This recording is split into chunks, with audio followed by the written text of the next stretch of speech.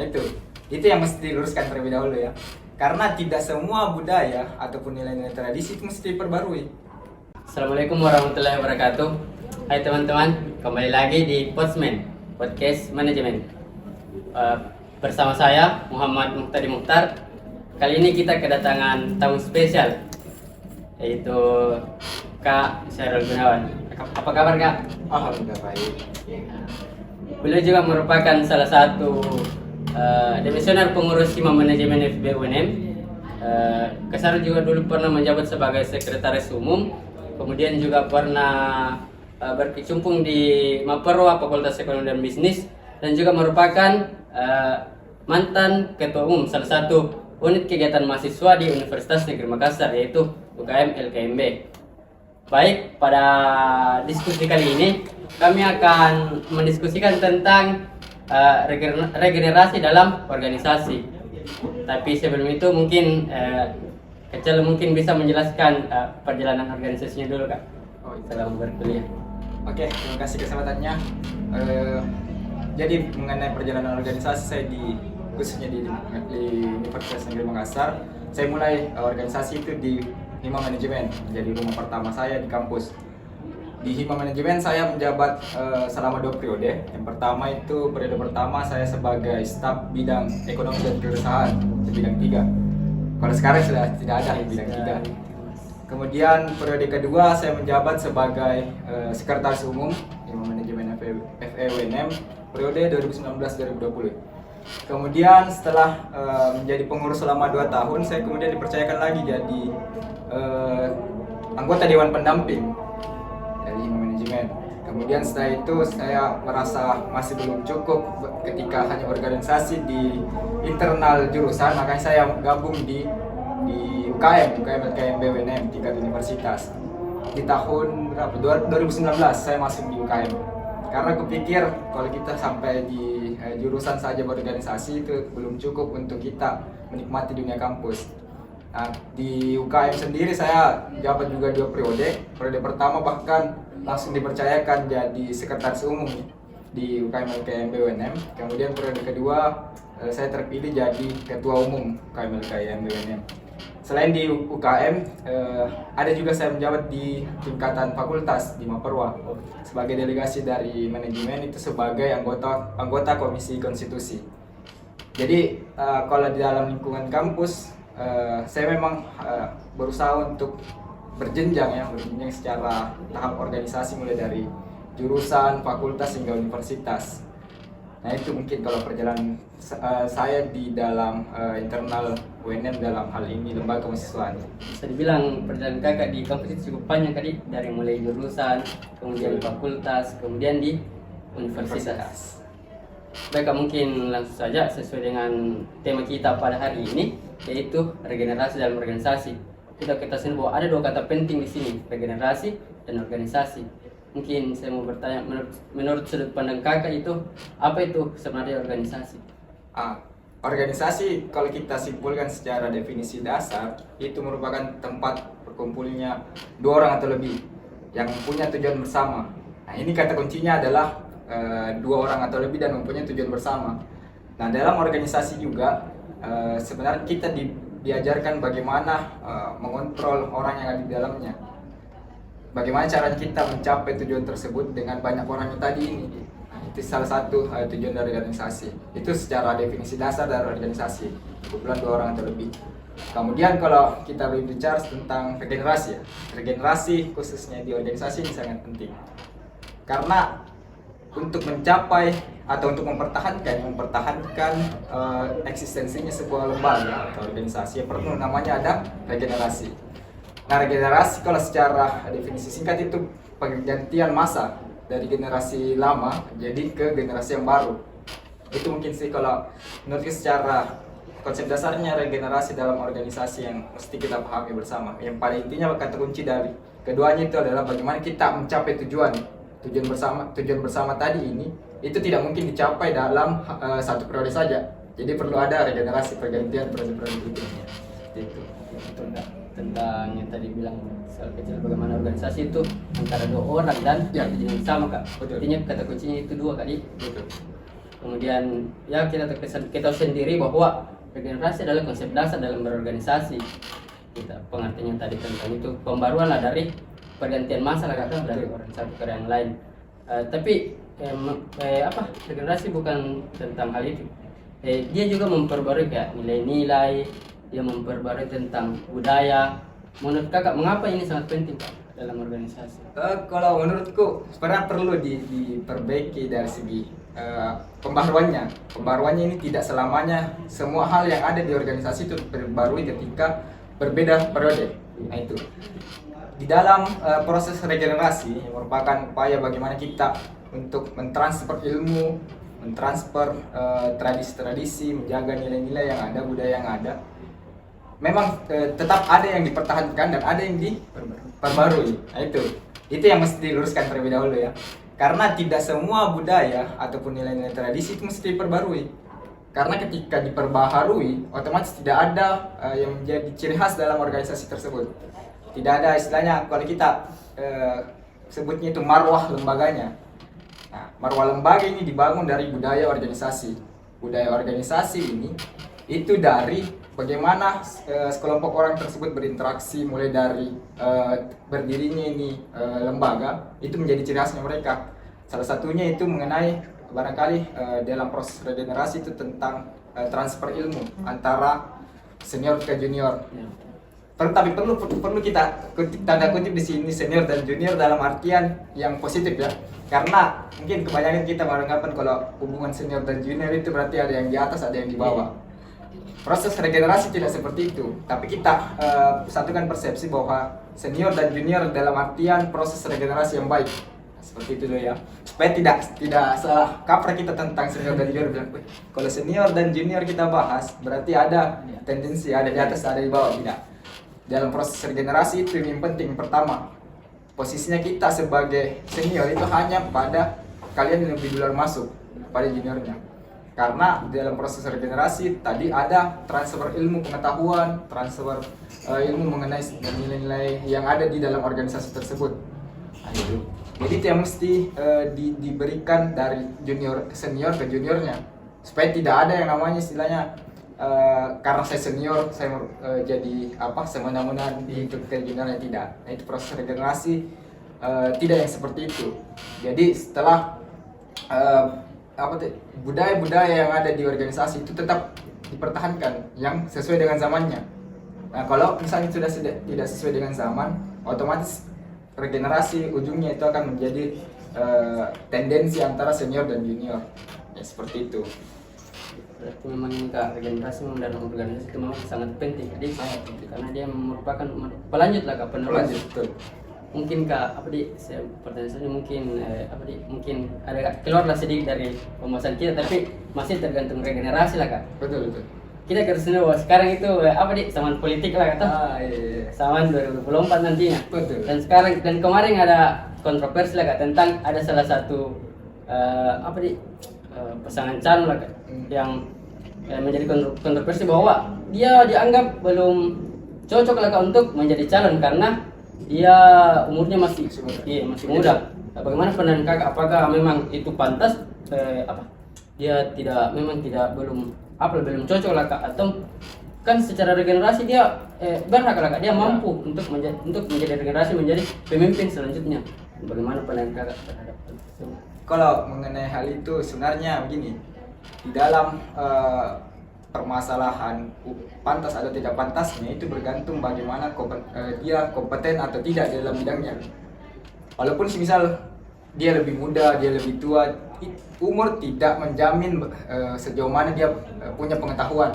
Makanya di dalam proses, misal saya sangkut pautkan dengan di organisasi, kadangkala senior merasa lebih pintar daripada juniornya karena mereka merasakan asam garamnya kampus lebih dahulu. Tidak, justru di proses antara senior dan junior itu membangun bagaimana si senior ini menstimulus pemikirannya junior untuk bisa melampaui dia. Karena itu sebenarnya tujuan dari regenerasi. Nah, kalau kita berbicara tentang politik secara nasional juga, ya selama dalam tanda kutip dia memang berkompeten di bidangnya tanpa unsur intervensi atau paksaan dari yang luar, sah-sah saja dia jadi pemimpin di masa depan karena memang sudah terbukti secara kompetennya. Ini kita tidak mengarah ke salah satu pasangan, tapi secara umum kita berbicara kalau orang lebih muda dan memang punya kompetensi bagus dalam hal memimpin dan pantas untuk memimpin, kenapa tidak? Seperti itu. Kalau saya juga sepakat sama yang dibilang Kak Cola, karena menurut saya usia itu tidak bisa menjadi patokan bahwa seseorang itu mempunyai kompeten. Kalau misal dia masih muda dan sudah pengalaman, kenapa tidak? Mungkin lanjut Kak, mungkin menurut Kakak kenapa itu regenerasi itu sangat penting dalam organisasi? Oke. Ketika kita bicara pentingnya regenerasi dalam organisasi, itu kita berbicara bagaimana perputaran antara periodisasi yang satu ke yang selanjutnya. Bagaimana cara kita mempertahankan eksistensi lembaganya kita. Nah, itu pentingnya regenerasi. Ketika tidak ada regenerasi, siapa yang akan melanjutkan lagi nih tongkat estafet kepengurusan dalam sebuah lembaga? Nah, ini juga yang mesti dipahami bahwa dalam proses regenerasi itu yang mesti kita tawarkan bagaimana kita memacu daya pikirnya junior kita untuk bisa berkembang daripada kita, melampaui kita. Karena ketika kita samakan konsep regenerasi dengan hanya perpindahan periode, itu sangat sempit tentang regenerasi itu. Karena di regenerasi artinya kan ada pembaharuan dari segi orangnya, ada pembaharuan dari segi semangatnya, ada pembaharuan dari segi pemikirannya. Ketika tiga hal ini tercapai, regenerasi itu akan sukses untuk mempertahankan eksistensi lembaga. Itu. Nah, kalau kita tidak perlu jauh-jauh sebenarnya berbicara tentang regenerasi dalam konsep luar, karena di dalam pedoman organisasinya kita itu ada di Undang-Undang Pedoman Perkaderan. Ada 4 konsep umum yang ditawarkan dalam proses regenerasi kita. Regenerasi ini bisa kita sangkut pautkan dengan proses kaderisasinya kita. Bagaimana kita menyambut maba sampai pada akhirnya dia selesai menjadi alumni manajemen. Yang pertama itu kan ada yang namanya proses belajar. Proses belajar ini bagaimana kita memperkenalkan kepada junior begini budaya yang ada di manajemen, begini yang ada lingkungan yang baik di manajemen, bagaimana caranya komunikasi ke dosen, ke mahasiswa, sesama mahasiswa dan senior juniornya. Kemudian selain belajar tentang bagaimana budaya, kita harus belajar juga bagaimana mengenal wawasan apa saja ataupun pembahasan apa saja, isu-isu apa saja yang dibahas di manajemen. Nah, seperti itu. Kemudian kedua itu sharing. Sharing ini berkaitan tentang bagaimana kita memberikan pemahaman kepada juniornya kita bahwa dinamika kampus itu pasti selalu ada. Itu yang tidak bisa kita nafikan dinamika kampus. Karena ketika kita nafikan dinamika kampus, otomatis kita akan merasa bahwa di dunia kampus ini punyanya kita. Padahal tidak. Di kampus kan ada interaksi dengan senior, ada dengan dosen, belum lagi senior yang beda jurusan ataupun teman angkatan yang beda jurusan. Kan banyak interaksi yang mesti dibangun. Nah, di sharing ini kita berikan pemahaman bagaimana interaksi sosial yang baik dengan dengan sivitas akademika yang ada di kampus seperti itu. Kemudian role play ini berkaitan tentang bagaimana maba diberikan kesempatan dalam pengambilan peran. Contohnya sekarang kan lagi mau inaugurasi nih. Inaugurasi ini sebagai role play-nya di dalam manajemen itu sendiri. Bagaimana maba itu diberikan kesempatan untuk mengambil peran dalam kepanitiaan, menjadi talent, mengurus kerja-kerja kepanitiaan dan segala macam. Tapi sebelum itu harus memang betul-betul selesai tadi di tahapan belajar dan sharingnya. Seperti itu. Ketika selesai di role play, pengambilan peran, tahapan terakhir itu ada pewarisan. Nah, ini pewarisan ini dia fase terakhir dalam proses ini regenerasi tadi. Pewarisan bisa dikatakan bahwa misalnya Pak Kabit kemudian pasti periode ini akan selesai. Pak Kabit nanti akan mewariskan jabatannya ke siapa. Nah, itu dulu yang dipikir, ketua umum ke siapa. Pewarisan yang dimaksud itu mengenai bagaimana tetap mempertahankan organisasi yang ada, supaya jalan-jalan ke organisasi yang tetap ada dan tetap eksis walaupun berbagai macam perubahan sosial yang terjadi, permasalahan sosial yang terjadi. Nah, seperti itu ya. Pada intinya di dalam pedoman organisasi kita lengkap sebenarnya mengenai proses regenerasi itu, terjelaskan di situ. Itu termasuk dalam bagaimana kita menggembleng sikap kepemimpinannya, maba dan segala macam seperti itu. Artinya Kak, dalam proses regenerasi itu tidak lepas tanggung jawab dari orang yang menjabat sebelumnya. Betul. Karena dia Itu poinnya. dia yang akan digantikan Ya. oleh orang yang akan menggantikan toh. Tapi dalam tanda kutip penggantiannya itu bukan misal kepribadiannya ketua umum yang sekarang ini seperti ini dan diwariskan juga kepribadiannya yang seperti itu untuk ke depan. Tidak, itu bukan regenerasi, tapi hanya sebagai pergantian sosok saja. Mestinya ketika dalam regenerasi, selain kita mencontoh sikap kepribadian yang baik, kita juga punya apa istilahnya, menjadi role model tersendiri. Nah, role model ini kan bagaimana kita menjadi sosok yang bisa dilihat sama junior-juniornya nanti di bawah. Bagaimana kita bisa mampu mempengaruhi mereka. Itu kan yang kita sebenarnya pelajari dalam manajemen, dalam kepemimpinan yang ada di mata kuliah. Nah, itulah kenapa kemudian organisasi, regenerasi dan khususnya di internal manajemen itu sangat kita penting untuk praktikkan dari apa yang didapat di perkuliahan kemudian praktikkan dalam organisasi. Itu. Iya, karena saya sepakat juga yang disampaikan sama Kak Sarul bahwa pergantian itu bukan kayak orangnya, karena setiap Ya, orang itu pasti betul. punya karakter masing-masing. Betul. Atau dia punya setiap orang juga pasti punya warnanya tersendiri. Dia punya cara untuk menjalankan kepengurusannya masing-masing. Betul. Makanya tadi yang saya tekankan bahwa mesti tetap ada budaya organisasi ataupun ciri khas marwah dari organisasi tersebut yang mesti dipertahankan. Supaya misal berganti periode itu tetap ada ciri khas. Oh, kader manajemen seperti ini bentuknya.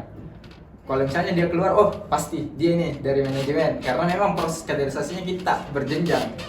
Jadi bukan hanya sekedar pergantian orang, tapi tetap ada mempertahankan kultur yang ada, budaya yang organisasi yang ada dalam tanda kutip masih tetap relevan ya. Itu yang pasti di garis bawahi. Kan mungkin pertanyaan saya selanjutnya Kak, bagaimana pasti ada yang menjadi tantangan ya, pasti ada tantangan untuk menciptakan regenerasi yang sukses. Betul. Bagaimana bagaimana mengatasi tantangan tersebut? Tantangan, oke. Memang tidak bisa dipungkiri tantangan di dalam segala proses menuju kebaikannya kita selalu ada. Tantangan khususnya dalam proses regenerasi ya. Regenerasi ini itu tadi yang perlu saya tanda kutip bahwa proses regenerasi bagaimana hubungan antar senior dan junior dalam artian bukan yang saling mendominasi. Itu tantangan utamanya sebenarnya dalam proses regenerasi dalam hal ini proses kaderisasi dalam organisasi ya. Tantangannya adalah bagaimana kita bisa mampu memilah mana yang baik dan mana yang benar. Mana yang pantas diterapkan, mana yang tidak pantas. Nah, itu. Di dalam proses regenerasi, tantangan utamanya bagaimana kita tidak terjebak dalam pengkultusan pola pikir senior yang masih bisa dibilang tidak konteks dengan zamannya. Dalam artian dia masih punya pemikiran yang kolot lah istilahnya dalam tanda kutip. Walaupun secara kaderisasi itu sebenarnya ada juga poin plusnya.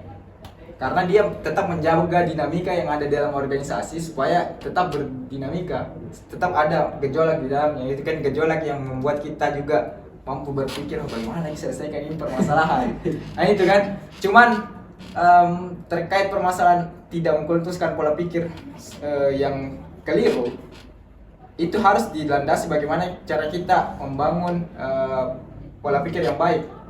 Pola pikir yang baik itu mungkin dari baca buku, dari baca-baca artikel, dari diskusi-diskusi itu supaya tidak, misalnya senior bilang kau harus begini nah, dia bilang A, kita juga bilang A, tidak ada jawaban bilang tidak kak saya harus begini, tidak ada perlawanan. Itu namanya mengkultuskan pola pikir senior. Itu tantangan utama seorang pengurus di dalam kepengurusannya ketika menghadapi tendensi dari senior. Walaupun dalam tanda kutip tadi saya bilang itu bagus, tapi kalau terlalu banyak dan tidak bisa kita hadapi, itu menjadi tantangan utama. Kemudian yang kedua, tantangannya itu bagaimana dari dirinya kita ini sebagai kalau di dalam proses kaderisasi kan kita sebagai senior itu sebagai posisinya sebagai pengkader, ngader toh. Posisi pengader itu kan tidak mungkin misalnya saya kemarin pada saat menjabat itu tidak mungkin saya sampaikan misalnya saya cerita tentang pengalaman mungkin di era aku seperti apa. Kalau tidak saya rasakan langsung. Misalnya begitu. Makanya tantangan kedua itu menjadi bagian dari dirinya sebenarnya pengader. Apa yang kemudian mereka wariskan kalau misalnya kemarin dia juga hilang-hilang, tidak ada yang didapat dari seniornya sebelumnya. Itu kan istilahnya kita begini, ada namanya butterfly effect. Jadi misal saya sebagai senior sampaikan A ke juniornya, terus juniornya sampaikan apa yang aku sampaikan itu dia kurangi. Begitu terus. Jadi akan berpengaruh proses regenerasinya. Padahal yang saya sampaikan ini panjang lebar misal sudah rinci, tapi dia salah tangkap. Itu. Makanya yang dibangun dalam proses regenerasi itu untuk menghadapi tantangan itu tadi, bagaimana kita membangun budaya yang kritis dialogis. Jadi biasa kan kalau kita ketemu sama junior pasti dia takut sama kita tuh. Dia ada gini senior yang apalagi misalnya kita gondrong, wah pasti ditakuti sekali. Cuman kita bagaimana membangun budaya kritis dialogis itu dengan cara diskusi. Kita mengenal dulu dunianya mereka, mengenal dunianya kita supaya kita lebih mengakrabkan diri lah. Karena posisinya senior dan junior dalam proses regenerasi, kaderisasi dalam organisasi itu sama halnya bukan misal begini. Apa yang saya sampaikan pada hari ini itu selesai, sudah karena selesai ini proses kaderisasi. Ataukah kita kerucutkan di MLT kemarin kan? Di MLT oke, selesai ini pengkaderan, tidak ada lagi pengkaderan. Memang secara umum ataupun secara kegiatan selesai, tapi dari itu ada lagi fase-fase selanjutnya bagaimana kita mewariskan apa yang kemudian menjadi konsumsi secara internalnya manajemen ini untuk membentuk kadernya kita seperti apa. Jadi seperti itu. Itu sih yang harus dibulatkan dulu terlebih dahulu menjadi sebelum kita memahami sebenarnya konsep regenerasi harus kita perbaiki dulu. Apakah kita sudah sanggup untuk mewariskan kepengurusan ini ke juniornya kita seperti itu. Itu menarik juga ya, seperti yang tadi bilang yang biasa ada senior yang menceritakan lah, dan biasanya itu kebanyakan saya pasti bilang saya dulu deh. Itu sebenarnya bagus untuk memotivasi kita, tapi ketika dia memaksakan kehendaknya dan sudah tidak sesuai zaman, itu yang keliru. Itu yang mesti dikurangi ataupun dibatasi. Tapi di lain sisi kan ada etikanya kita dengan senior tuh. Tidak mungkin langsung kita tanya kan tidak bisa begini. Pasti ada secara prinsip etikanya kita tetap. Karena itu yang saya bilang bahwa orang-orang yang seperti itu sebenarnya membuat kita semakin berdinamika di dalam kampus ataupun di dalam kepengurusan kita seperti itu. Tadi juga ada disinggung soal senior junior lah kak. Kita kata senior bahwa sekarang itu masih adalah di dalam kampus yang menerapkan kayak perpelancongan lah kak, ada senioritas. Mungkin saya mau tanya bagaimana tanggapan Kak Calu terhadap hal seperti itu? Apakah di dalam dunia kampus masih pantas ada hal yang seperti itu atau mending kita hilangkan saja hal yang seperti itu? Kalau saya mending kita hilangkan tapi secara bertahap, karena bisa dikatakan bukan kita tidak sepakat juga bahwa budaya organisasi budaya kampus itu seperti itu, kita tidak sepakat ya, karena di dalam pikirannya kita sebagai mahasiswa kan tanpa penindasan ya. Tapi kita sendiri yang melakukan penindasan itu kan menjadi kita sama halnya menjilat dari sendiri kita. Ketika kita mengatakan menolak penindasan, tapi kita menindas juniornya kita dalam alibi, ini proses pengkaderan, proses kaderisasi. Waduh, itu kacau juga itu. Karena yang ku pikir dalam proses kaderisasi, ketika kita mendoktrin ataupun membuat prinsip bahwa dalam proses antara senior dan junior itu terbangun sisi senioritasnya, senior sebagai pihak yang dominan dan si junior sebagai pihak yang bisa dikatakan pasti belum tahu apa-apa tentang dunia kampus. Makanya di dalam hal itu bagaimana kita harus menyikapi kasus penindasan tersebut. Kita pikir saja begini, ketika kita melakukan perpeloncoan, penindasan ke junior, otomatis mereka akan merasa, Pak, harus kau juga lakukan ini ke junior kau nanti yang depan. Nah itu kembali lagi butterfly effect. Tidak akan berhenti ketika kita tidak menghapuskan secara perlahan. Tapi memang sulit dihapuskan secara umum. Tapi bagaimana dari kita yang menyikapi hal itu sebagai pengurus, memahamkan kepada pengurus yang lain bahwa ketika kita melakukan proses kaderisasi dengan berlandaskan kepada penindasan, aspek-aspek perpeloncoan, itu tidak akan ada habisnya, malah akan melahirkan penindas-penindas yang baru. Nah, itu kan yang menjadi problematika dalam kehidupan kampus, khususnya dalam proses perkaderan yang ada di lingkup kampus. Makanya di dalam hal itu organisasi harus mestilah adaptif dan inovatif dalam menyikapi perubahan zaman. Jangan sampai karena segelintir orang yang melakukan penindasan tersebut itu mempengaruhi keseluruhan. Sedangkan kita ini sebagai pengurus lembaga kan bukan itu yang mau dicapai, bukan hanya itu yang dikerjakan dalam kepengurusan kita. Itu akan menjadi penghambatnya kita juga, seperti itu. Minum dulu kali. Minum, santai saja. Karena kalau kita berbicara tentang proses kaderisasi dan regenerasi itu tidak jauh beda bagaimana kita menjadi orang tua didik. Karena misalnya itu tadi, kalau dalam hubungan keluarga antara anak dengan orang tua itu kan tidak berhenti ketika orang tuanya mengajarkan berdiri, berjalan, tidak sampai seperti itu. Setelah itu kan pasti orang tuanya menanyakan bagaimana hari ini, bagaimana seterusnya. Itu juga yang mesti diterapkan dalam proses kaderisasi. Jadi semisal kita menyuruh junior kita untuk coba kau lakukan ini, terus setelah dia lakukan tidak ada feedback, itu kan sama saja membiarkan mereka lepas. Walaupun dalam hal lain pasti mereka juga punya pola pikir sendiri kan, seperti itu. Itu memang kalau menurut saya juga Kak, perpeloncoan di dalam kampus sangat tidak wajar lah Kak. Karena betul pasti dia akan menghadirkan penindas baru. Bisa saja orang yang mengalami perpeloncoan dia mindsetnya masuk organisasi karena dia ingin balas dendam. Balas dendam itu prinsip balas dendam ini yang sangat mengganggu konsep matangnya kita dalam proses kaderisasi.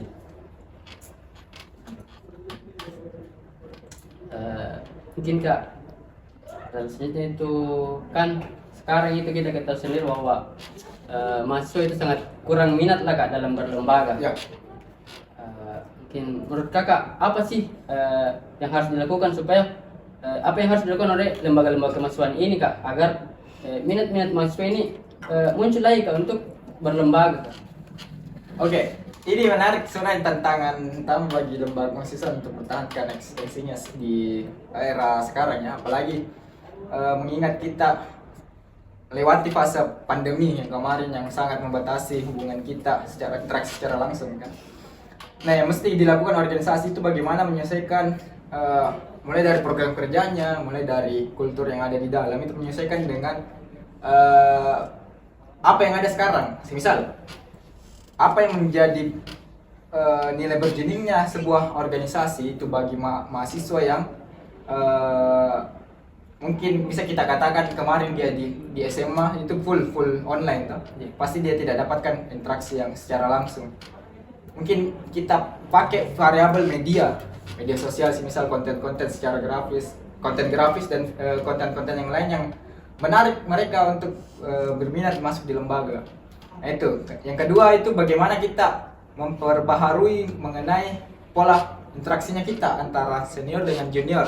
Pola interaksi seperti misal barangkali ada junior yang tidak suka dibentak-bentak, nggak bisa dibentak-bentak. Itu tidak bisa kita pungkiri ya. Walaupun ada beberapa literatur juga saya baca itu sebenarnya ada degradasi mentalitas mahasiswa semenjak era COVID tadi, karena kita kebanyakan ataupun mereka kebanyakan ikut pembelajaran daring, dan pembelajaran daring kan banyak kekurangannya di situ, mulai dari bagaimana membangun karakter dengan segala macam. Itu yang mesti kita ubah polanya. Jangan sampai kita samakan misal, saya kemarin dibentak-bentak sama senior tidak apa-apa Ji. Tapi kalau sekarang, kalau kita pakai metode begitu mungkin sudah tidak menyeluruh, tidak bisa kita terapkan secara menyeluruh ke mahasiswa, karena itu akan mempengaruhi mereka. Apalagi pandangan pertama tuh, kalau masuk ke ini di organisasi pasti dibentak-bentak, disuruh-suruh, dimarah-marahi dan segala macam. Itu sebenarnya yang menjadi yang membuat minatnya mahasiswa itu berkurang, karena dia beranggapan bahwa nanti kalau masuk kak disuruh-suruh, dimarah-marahi. Nah, yang ketiga itu bagaimana kita membangun pola komunikasi yang tidak hanya memberikan perintah, tapi memberikan petunjuk. Kan tidak terlalu banyak terlalu banyak menunjuk begini itu, tapi tidak memberi petunjuk. Nah, itu juga yang masih kita perbaiki sebenarnya dalam polanya kita, pola kaderisasinya antara mahasiswa baru dengan mahasiswa yang sudah lebih dulu masuk dalam dunia kampus. Bagaimana kita tidak hanya kau pergi ke sana, kau jadi ini, kau begini, tapi tidak memberikan arahan yang baik. Kau misalnya kita evaluasi apa yang sudah dilakukan seperti itu. Kemudian yang selanjutnya mengenai bagaimana cara kita menarik kembali minatnya, itu coba buat program kerja yang punya benefit yang sangat dia rasakan. Contohnya apa? Barangkali kita permasalahkan tentang MBKM ya, Kampus Merdeka. Saya tidak menolak Kampus Merdeka, tapi di lain sisi itu menjadi tantangannya organisasi untuk bisa bersaing. Bagaimana menarik kembali minatnya orang, karena tetap ada di organisasi kita lebih banyak poin plusnya dalam hal bagaimana membangun hubungan emosional sesama, interaksinya kita, dan bagaimana mungkin kita cuma dikalah di ranah akademik. Nah itu makanya saya bilang di dalam program kerja itu harus punya benefit. Misalnya mungkin kita bisa buat kerjasama dengan prodi misalnya dalam hal akademik. Teman-teman mahasiswa baru wajib mengikuti MLT, karena itu menjadi penilaiannya dosen untuk misal dalam mata kuliah apalah kita sangkut pautkan. Atau kalau misal dia punya sertifikat organisasi, itu dipermudah dalam hal akademiknya semisal. Karena kita kebanyakan kalah bahwa orang yang ikut organisasi itu nilainya anjlok dan segala macam. Itu mindset yang itu sebenarnya harus diubah. Itu kan kembali lagi kepada dirinya kita di dalam organisasi. Kalau saya cerita sedikit dan sebagai motivasi juga untuk teman-teman ya, saya aktif organisasi, tapi secara nilai saya tidak pernah dapatkan nilai-nilai yang mungkin di bawah IPK-nya di bawah 3, tidak, bahkan di atas terus. Makanya itu kan yang kita pelajari di manajemen, bagaimana caranya kita mengolah waktunya kita. Nah, percuma kita belajar manajemen waktu dan tidak kita terapkan secara utuh di dalam antara urusan akademik dengan urusan organisasi. Intinya itulah bagaimana di dalam diri organisasi itu kan terdiri dari beberapa individu. Individu itu memberikan contoh, menjadi role model bagi orang yang lain, orang yang luar dari organisasi tersebut. Saya lihat kemarin juga ternyata banyak mahasiswa manajemen yang punya bakat, misal dari lomba debat, lomba isi itu kan banyak yang juara. Itu yang coba kita rangkul mereka, walaupun misal dia tidak minat berlembaga, tapi secara langsung berarti dia masih menganggap organisasi ini ada, karena organisasi kan khususnya manajemen sebagai menyambung aspirasi, menampung minat dan bakatnya mahasiswa. Karena kita jangan sampai beranggapan bahwa mahasiswa manajemen itu hanya orang-orang yang fungsioner lembaga ataupun yang dekat dengan lembaga, padahal kita ini jumlahnya banyak. Jadi mungkin itu yang menjadi mesti diubah ya, supaya tetap ada minat lembaga dari mahasiswa baru itu sendiri. Karena kan di hima manajemen juga diatur lah Kak, ada 4 bidang lah ya, Kak, betul. fokus kepada bidangnya masing-masing. Bisa bidang satu dia di pendidikan dan pelatihan, bidang 2 potensi minat dan bakat mahasiswa, kemudian ketiga advokasi, kemudian menampung aspirasi dari masyarakat manajemen, dan ada hubungan masyarakat dan kerjasama. Tapi memang Kak, banyak memang mahasiswa yang yang belum berorganisasi, dia paradigmanya itu terhadap organisasi itu pasti ketika kita berorganisasi pasti dia kebanyakan itu pasti nilainya jelek lah atau dia terlambat selesai. Betul. Seperti itu Pak. Makanya itu yang saya bilang tadi, bahwa bagaimana kita sebagai fungsioner lembaga itu memberikan contoh bahwa istilahnya masuk lembaga tapi tidak error nilaiku, tidak anjlok nilaiku. Itu kan yang mesti kita pahamkan, karena biasanya kita hanya memandang dari satu sudut pandang saja, ataupun secara luarnya saja. Misal saya sebagai mahasiswa baru dan bilang, ih ini fungsioner lembaga mengulang semisal toh di dalam kelasnya. Kemudian dia over generalisasikan bahwa oh mungkin semuanya anak organisasi terus gitu. Itu tidak. Makanya mesti dipahamkan bahwa bagaimana membangun pola pikir yang tidak menganggap satu orang ini saja itu mempengaruhi semua orang. Misal dari misalnya 50 pengurus itu cuma satu sih misal yang bermasalah, mungkin karena memang masalahnya mungkin kemarin sakit atau bagaimana, itu kan tidak kita tahu. Itu yang mesti dipahamkan kepada mahasiswa bahwa justru kalau kita di organisasi poin paling bagusnya kita dapat itu bagaimana hubungan emosionalnya kita dengan dosen. Nah kalau misalnya kita hanya kuliah itu kita ketemu dengan dosen di ruang kelas itu saja, atau minggu depan lagi ketemu. Kalau kita di organisasi itu kan sering kita diskusi sama dosen-dosennya kita, apalagi dosen-dosennya manajemen ini kan sangat friendly ya. Kita bisa datang lagi di ICT, cerita-cerita entah permasalahan akademik ataupun permasalahan organisasi itu mereka sangat terbuka untuk mahasiswa manajemen. Nah itu poin plusnya kalau kita jadi pengurus lembaga tuh seperti itu. Banyak tadi benefit yang kita dapat lah Kak. Banyak. Karena banyak memang pelajaran yang kita tidak dapat di dalam kelas tapi kita dapatkan di organisasi. Misal dari relasi sudah pasti lah kita dapat relasi. Sudah pasti sangat banyak kalau kita betul-betul manfaatkan relasinya kita di dalam kampus, khususnya internal antara dosennya kita dan seniornya kita. Sudah banyak relasi yang kita bangun, belum lagi relasi ke antar jurusan, antar fakultas, antar universitas bahkan. Kalau kita manfaatkan betul itu banyak sebenarnya relasinya kita. Cuman kita kadang beranggapan bahwa kita beranggapan bahwa yang bisa berteman sama saya karena tidak ada benefitnya. Padahal dia belum tahu, belum coba, belum memahami apa-apa saja yang ada di dalam organisasi tersebut.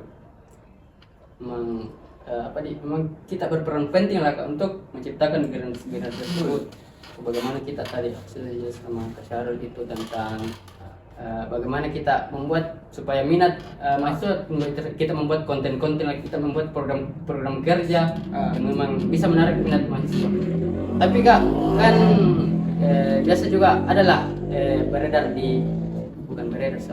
adalah konten-konten TikTok lah Kak, yang tentang dia menjelaskan bagaimana itu kehidupan kampus, dia menjelaskan bagaimana senioritas, dia menjelaskan bagaimana kehidupan di sekret, dan saya rasa video-video tersebut yang membuat mahasiswa baru ini calon mahasiswa ini jadi ternyata begini di kehidupan kampus, kita tidak usah berorganisasi. Justru sebenarnya kalau dari sudut pandang itu bagian dari sarkasmanya mereka. Justru harusnya ketika ada konten yang begitu kita lawan dengan konten yang bertolak belakang. Sebenarnya tidak seperti itu loh, itu hanya sarkasme dan beberapa orang saja yang melakukan hal itu. Misal di dalam dunia kampus ada perpeloncoan dan segala macam, itu tidak semuanya seperti itu. Makanya kita buat konten yang antitesanya dari konten tersebut, lawan dari konten tersebut. Misal dia sarkasme tentang penindasan, nah kita coba buat konten yang lain, karena kita kalah di situ. Sebenarnya kita tidak membranding organisasinya kita yang betul-betul punya kebermanfaatan secara sosial maupun secara pribadinya kita, karena kita tidak buat konten di media sosial, karena kita kalah sama itu, tenggelam. Nah, tapi kalau kita paham bahwa sebenarnya sarkasme untuk organisasi, bahwa tinggalkan budaya yang seperti itu, tinggalkan kegiatan-kegiatan yang tidak bermanfaat seperti itu, karena itu mempengaruhi. Nah itu makanya saya angkat tadi bahwa organisasi sekarang itu harus adaptif, harus mampu menyelesaikan dengan kondisi zaman seperti itu. Tapi menurut Kakak, apakah misal sebuah lembaga kemahasiswaan itu Kak, ketika mengadakan kajian-kajian, apakah hal tersebut juga membantulah untuk menciptakan regenerasi? Sangat membantu, karena dalam proses transfer ilmu itu jangan sampai kita anggapan bahwa senior terus yang berbicara tentang satu permasalahan, tapi kita harus berikan juga kesempatan sama junior untuk membicarakan tentang permasalahan tersebut. Makanya yang aku bilang tadi, dibangun itu adalah kritis dialogis. Selain kita mampu berpikir kritis, kita juga bangun bagaimana budaya dialog, bagaimana kita membangun perdebatan yang baik, perbincangan yang baik dan segala macam. Nah, kritis dialogis ini itu harus dilakukan dengan cara pendekatan prinsip humanitas ataupun pendekatan yang memanusiakan manusia. Jangan sampai kita bilang saya senior ini, tidak bisa, pokoknya salah kau salah. Apapun yang kau bilang salah. Tidak seperti itu. Tapi kan biasa juga kan kalau begini, mahasiswa dia sudah apa di adalah mahasiswa baru yang dia dikasih humas lah kita kita baik-baik lah, tapi pasti adalah segelintir orang yang memang kayak dia bebal memang kak. Dia memang kayak kurang ajar lah begitu, masih ya seperti itulah kak ya. Bagaimana kalau tersebut? Itu dia barangkali masih bawa sifat di masa sekolahnya kemarin. Karena apa untuk menyikapi orang yang seperti itu, berarti kita harus memang menggunakan ketegasan. Ketegasan ini berbeda dengan kekerasannya. Itu yang pasti kita garis bawahi, ketegasan berbeda dengan kekerasan. Ketegasan dalam artian kita betul-betul menaati ini aturan. Misal kita punya aturan bahwa mungkin bebalnya dalam hal pakaian atau apa segala macam. Ini kan kita punya aturan seperti itu. Makanya kita harus pertegas dan memperjelas bahwa kau harus begini tapi mesti kita jelaskan. Jangan sampai kita hanya bilang kau harus begini, tidak ada penjelasan di dalamnya. Harus dijelaskan juga bahwa kenapa harus seperti ini.